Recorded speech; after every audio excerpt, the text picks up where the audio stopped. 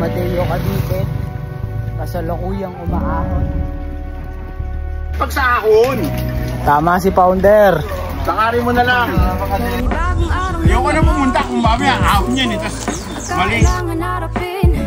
Heto at kausap na naman ang sarili ko sa harap ng salamin. Dito tayo bubuo ng pangkat.